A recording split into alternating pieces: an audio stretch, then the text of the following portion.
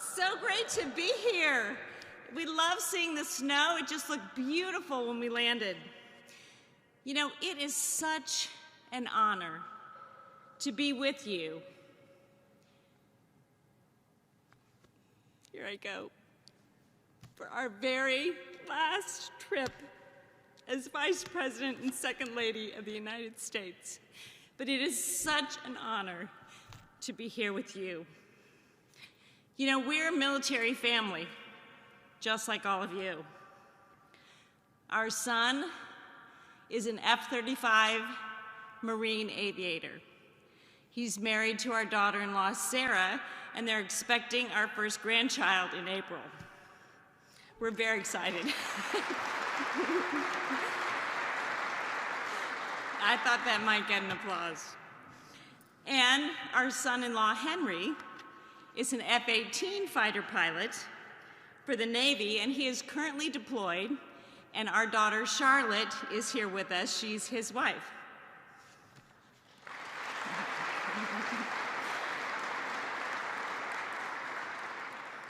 So we are a Blue Star family, just like your families. And we are so proud of Henry and Michael and their spouses, but we are also so proud of each and every one of you. And we're so grateful for your service and your sacrifice. You know, we're learning a lot more now that our kids are in the military, what a huge sacrifice it is. It's a huge sacrifice for our service members, but it's also a huge sacrifice for your spouses and your children. We know that they serve too, and so we want you to thank your spouses and your children, your parents, your siblings, from us. Let them know that we are thankful for their sacrifice. So from one Blue Star family to another, thank you. I've had the privilege over the last 4 years to choose what initiative I wanted to champion, and I chose military spouses because we know that they serve too. And so as you leave today, please make sure, now this isn't the end, okay? But as you leave today, please be sure that you take one of the blue boxes that has a bracelet for your spouse. And it has the seal with my signature and a star and a flag, so that they will know when they wear it how grateful I am and how grateful we are for their service.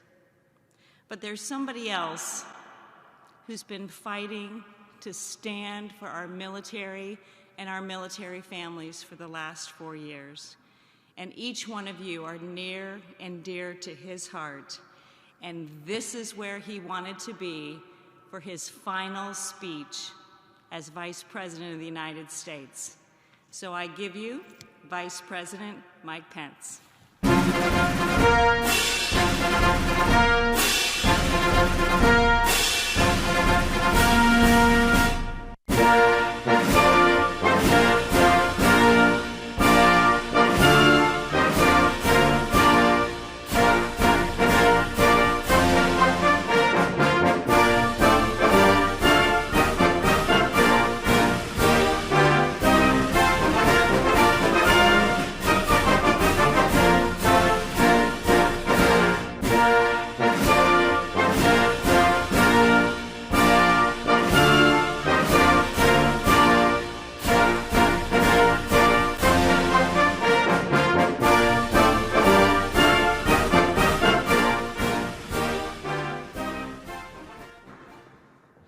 Well, hello, Fort Drum.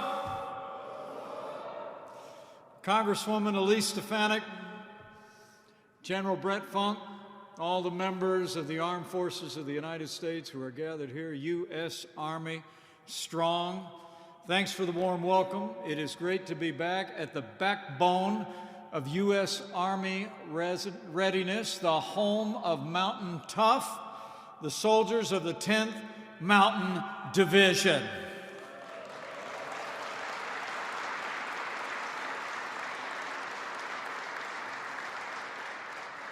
You know, for more than 100 years, the North Country has been the training ground for America's soldiers. Today, the men and women of the 10th Mountain Division train here, deploy here, and climb to glory. So give yourselves a round of applause. America is proud of the 10th Mountain.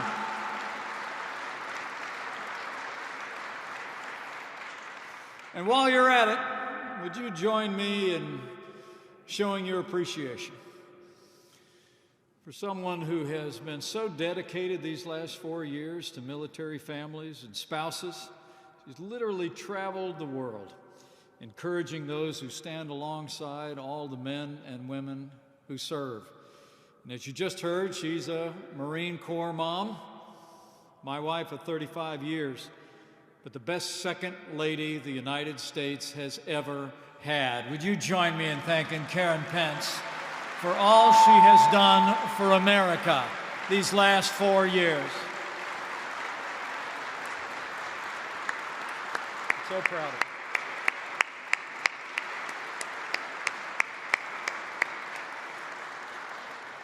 Isn't she great? You know, I'm here to deliver a very simple message to each and every one of you on behalf of your Commander-in-Chief and every American. Thank you for your service. And to the 1st Brigade Combat Team, welcome home.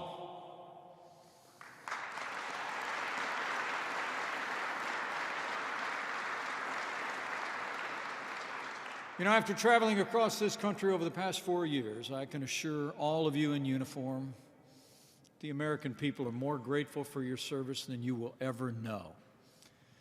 I hear about it all the time.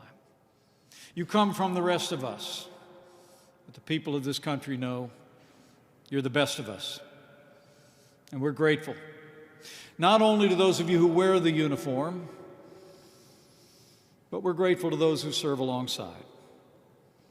So many of you serve every day as a family while you train, while you deploy. It's your wives, your husbands, and the parents who keep the home fires burning. And as you just heard from my wife, Karen, we know what we're talking about. We have 2 married active duty military personnel in our immediate family, and we couldn't be more proud. So while we give a rousing round of applause to the 10th, why don't you get on your feet and show how much we appreciate all the family members who stand by you who serve. Let's hear it for the spouses and the kids and the parents who make it all work.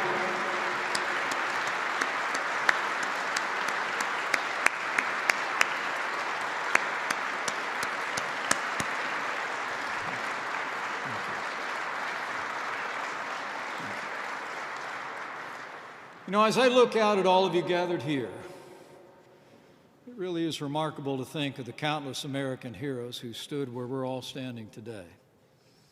Warriors who've come here, trained here, and deployed from here to virtually every corner of the world.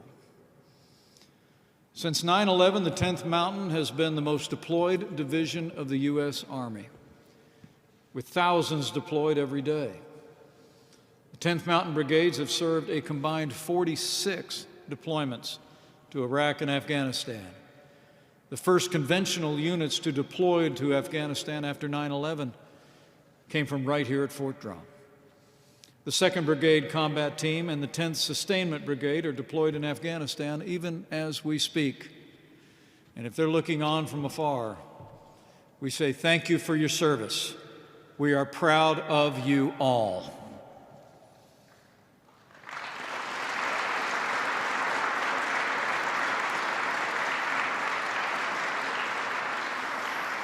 In fact, it may well be true in the days ahead that members of the 10th Mountain Division could be among the last conventional units, should the day come that the war in Afghanistan finally comes to an end. Your mission in Afghanistan has been vital to the security of the American people. This year will mark 20 years since the forces of radical Islamic terror plotted and perpetrated the deadliest attack on the American homeland and the history of our country. From the safe haven of Afghanistan, the terrorists of al-Qaeda struck the United States on September 11th, 2001. I was a new member of Congress then, had just arrived that year, representing the state of Indiana. And I'll never forget where I was. Just off Capitol Hill when I heard that the towers were struck in New York City. Or the moment when I walked out of that office building across from the U.S. Capitol and saw what was a clear blue sky over Washington, D.C., literally filled with billows of mud brown and black smoke billowing out of the Pentagon. It's a sight I'll never forget. Later that day, I was able to slip back across the Potomac River to go to the little house Karen and I had rented with our children as my service began in Washington, D.C. While there was work to be done on Capitol Hill, we thought it was important that we gathered with our kids, young children at the time. We sat around the kitchen table to tell them what happened, to reassure them, and to pray. But I'll never forget the moment that I was walking out of the kitchen, and my daughter Audrey, who was just 7 years of age, followed me out the door. And she said, "Dad, I have a question." And I looked down at her and I said, "Audrey, I have to go. I have things I need to do." And she said, "No, Daddy, I have a question." And I said, "I really have to go." And she stamped her feet and said, "Daddy, I have a question." And I looked at her and I said, like a sensitive father that I was, "What?" And she looked up at me with those big brown eyes, 7 years of age. And she said, "Daddy, if we have to make a war, do you have to go?" And I dropped down on one knee and I threw my arms around her because I suddenly knew where her little heart and mind was at. And I hugged her and I told her, "Daddy's too old." But I tell that story because there's not a day gone by in 20 years that I haven't thought of all of you who answered that question differently, to your families, to your loved ones. A generation of heroes, you all are, who stepped forward and took the fight to our enemies on their soil. There's never been a day gone by that I and every American hasn't been grateful to the 10th Mountain Division and every American hero in uniform. Thank you all.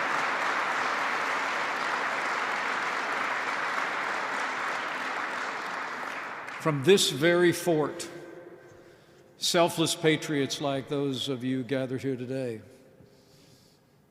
who stepped forward after that day have been at the heart of the war on terror.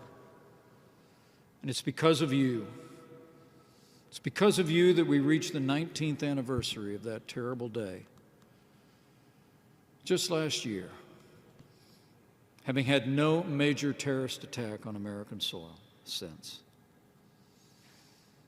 You took the fight to the enemy in the field,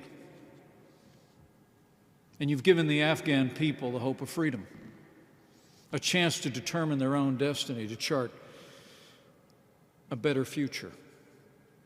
And today, Afghans are in peace negotiations. I'm proud to report with gratitude to the 10th Mountain Division, not a single American combat casualty has occurred in Afghanistan since February of last year.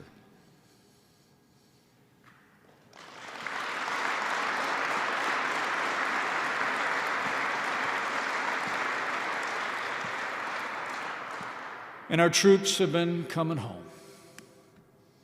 The 10th Mountain Division did its job, and I know you'll continue to do just that every single day until the last American soldier comes home. You know, many people wonder all their lives if they've made a difference. But you'll never have that problem. The truth is, the armed forces of the United States are the greatest force for good in the history of the world. And you chose to be a part of that force. You chose to do your part in our time to defend freedom and ensure the survival of liberty in this generation and the next. You know, the Bible says of people like you, you did not love your lives so much as to shrink from this calling. And for that, you have the respect and the support of the American people. As evidence, from the first day of our administration, we've worked with members of Congress in both parties to make the strongest fighting force in history stronger still. 4 years ago, we inherited a military that had been hollowed out by devastating budget cuts. Our troops hadn't seen a significant pay raise in nearly a decade, and there were reports that readiness was even being impacted with a lack of equipment and supplies. Our NATO allies weren't meeting the basic commitments they'd made to our common defense. And in the Middle East, Iran was resurgent, and the terrorist organization ISIS controlled a landmass larger than Pennsylvania. But under the leadership of President Donald Trump, we've rebuilt our military. We've restored the arsenal of democracy and enacted the largest increases in our national defense since the days of Ronald Reagan.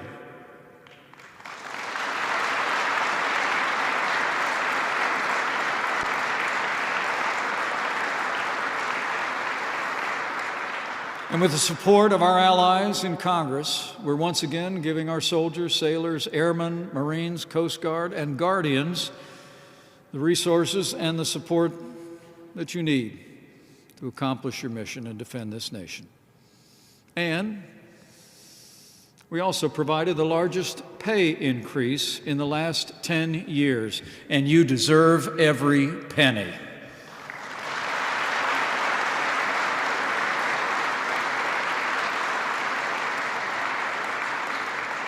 Now, let me say, none of that would have been possible without the strong support of leaders in the Congress of the United States. And here at Fort Drum, it's important for me to tell you, none of that would have been possible without the strong support of Congresswoman Elise Stefanik on the Armed Services Committee of the House of Representatives. Would you join me in thanking Congresswoman Stefanik for her strong support for Fort Drum and our armed forces?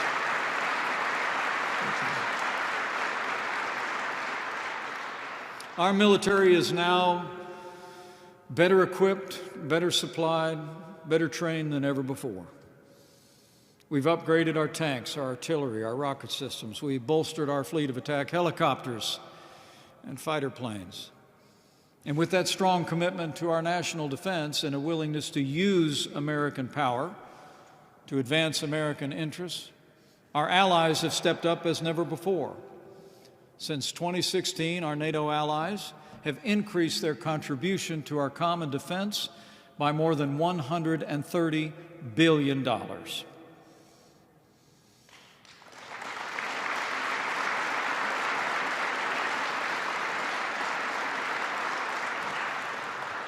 History teaches that weakness arouses evil. And our administration has always understood that if you want peace, you prepare for war. Peace requires two things: a strong national defense and a willingness to act to defend America's vital national interests. And I'm proud to report, with just a few days left in our administration, our administration is the first administration in decades that did not get America into a new war. That is peace through strength.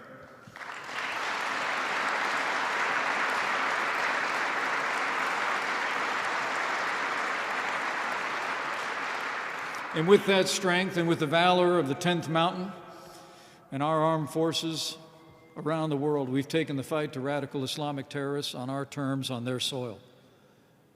More than a year ago, our armed forces captured the last inch of territory controlled by ISIS, and the 10th Mountain was in the fight from early on. U.S. forces crushed the caliphate and took down their leader without one American casualty. And during these past 4 years, we've stood up to the leading state sponsor of terror as well. Withdrawing from the Iran nuclear deal, we've strengthened our alliances in the region and isolated Iran as never before. And when the most dangerous terrorist on the planet threatened to do harm to American forces, we acted, and Iran's top general, Qasem Soleimani, is gone.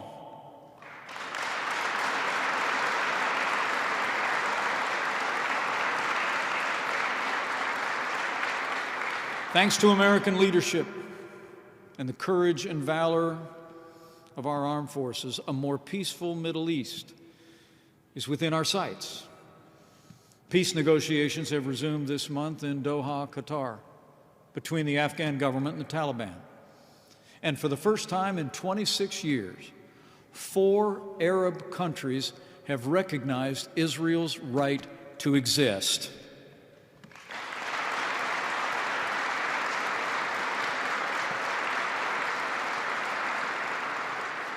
So whether it be in the global war on terror or manning the ramparts of freedom in Europe, men and women of the United States Army have been at the tip of the spear, and you always will be.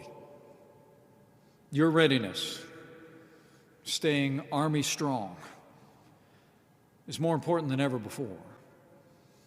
The 10th Mountain Division in particular will be the vanguard in the years ahead to ensure that no nation will ever again become a safe haven for evil that could threaten our people or the wider world. We're all counting on you because we know we can. So on behalf of your Commander-in-Chief, let me offer you this admonition.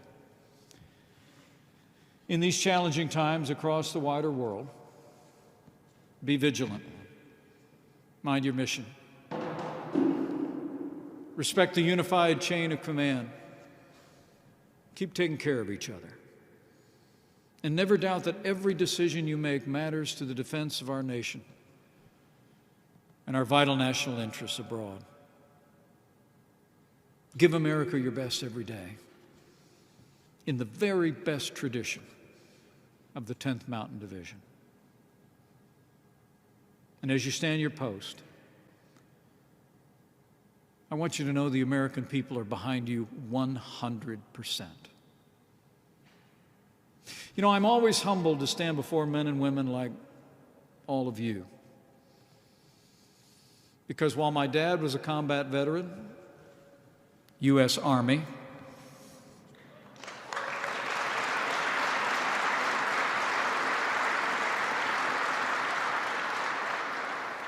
he saw action in the Korean War. And while our son and our son-in-law are serving in the military today, my life didn't take me into the uniform of the United States. And so it's deeply humbling to stand before people like you. But maybe it's altogether fitting that you hear from an American like me. Not so much as your vice president, but just as a grateful citizen,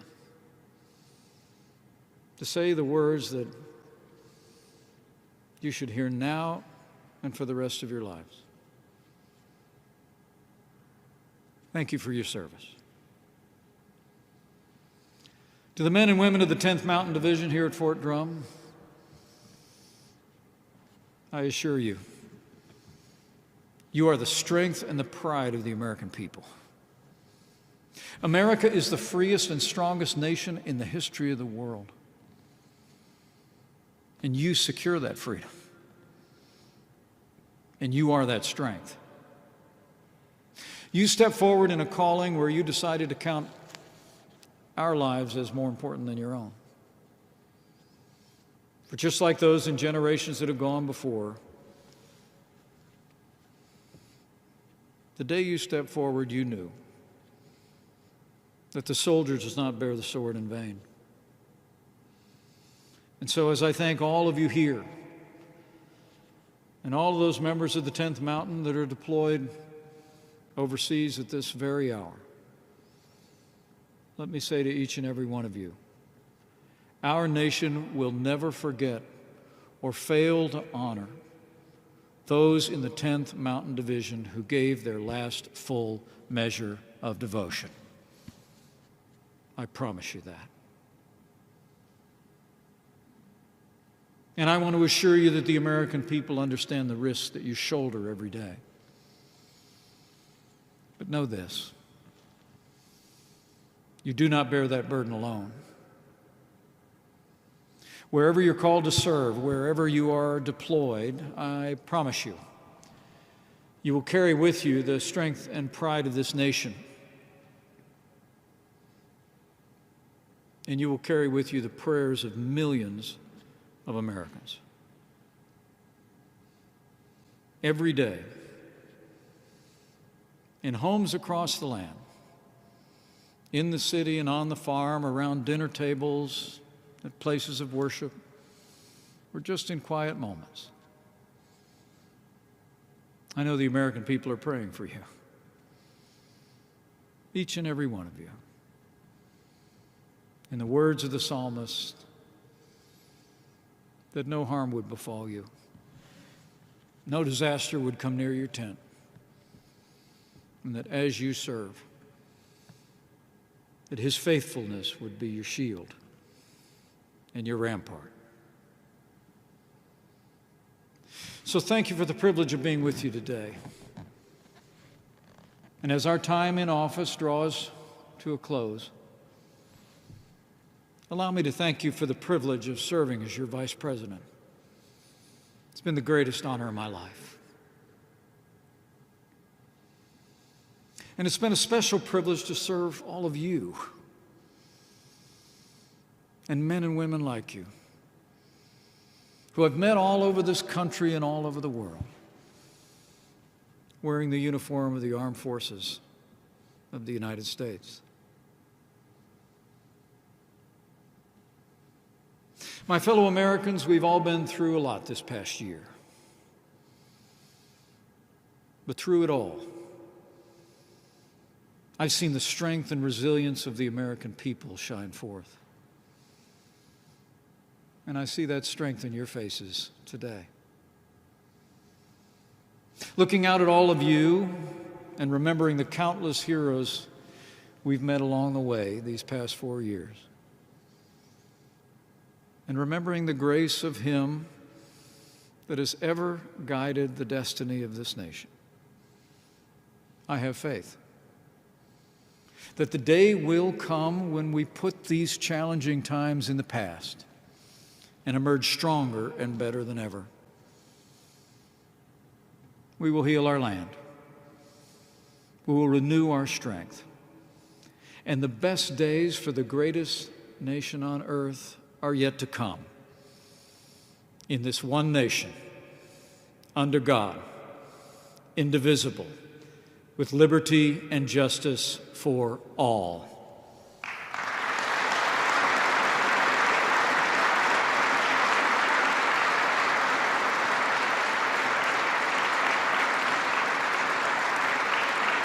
So God bless the men and women of the 10th Mountain here and deployed with His protection as you climb for glory. God bless all of those in the armed forces of the United States. And God